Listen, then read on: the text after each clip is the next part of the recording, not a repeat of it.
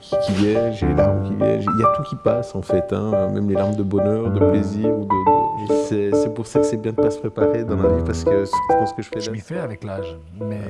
Est-ce qu'il y a une de ces valeurs qui te parle le plus entre le sourire, le respect, l'échange et l'attitude positive? C'est difficile d'être toujours dans quelque chose de construit, de préparé dans l'échange, donc je prendrai l'échange au sens large du terme, c'est-à-dire qu'au fond, je suis intimement persuadé que chacun d'entre nous est une île, qu'on est seul, que la solitude c'est la donnée première de tout individu, et que ce qui donne un sens aux choses, c'est l'échange.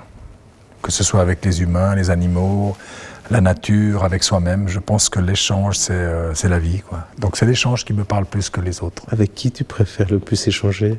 C'est avec ma fille, voilà, qui est une ado, qui a 14 ans, qui s'éveille à toute une série de choses, qui pose un regard sur beaucoup de choses, qui pose un regard sur la vie, sur moi, sur ce qu'elle fait, sur le monde dans lequel elle évolue, et cet échange-là me touche plus que les autres. Je pense qu'il faut faire abstraction de ces fantasmes négatifs, il faut faire abstraction de ces projections, abstraction d'une actualité particulièrement sinistre, et considérer que les générations qui suivent, à leur manière, elles commencent quelque chose.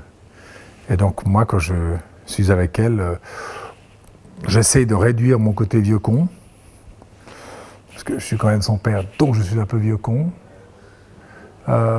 pour lui donner un regard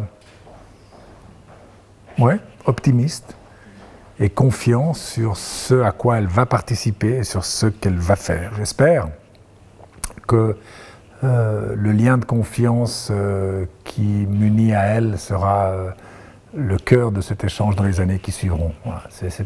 La confiance me paraît être quelque chose au sens large du terme, hein, quelque chose d'assez merveilleux, dans toutes les acceptions du terme. Et la sérénité, elle vient pour moi dans la confiance. Tu as les cartes à côté de toi, avec différentes personnalités qui sont déjà passées dans Souriez, vous êtes croqués. Et tu as aussi cette possibilité, par rapport à une personne, peut-être de laisser un message. J'aime bien cette phrase, il faut sourire avec le vécu qu'on a. Je l'aime bien parce que ça veut dire qu'au fond, on est tous, à partir d'un certain âge, on est tous plus ou moins cabossés par la vie.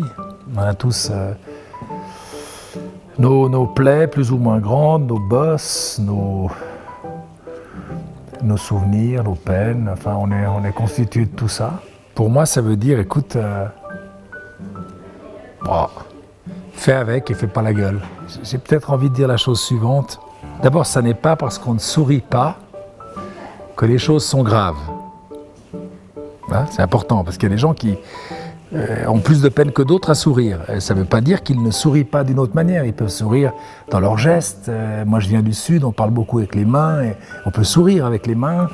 Ils peuvent sourire avec leur regard, leur visage. Enfin bon. Mais surtout, au-delà du sourire, ce que j'aimerais peut-être dire, c'est que il ne faut jamais casser les rêves des autres. Je pense que le vrai sourire, c'est respecter le rêve des autres, et voire même si on peut l'encourager.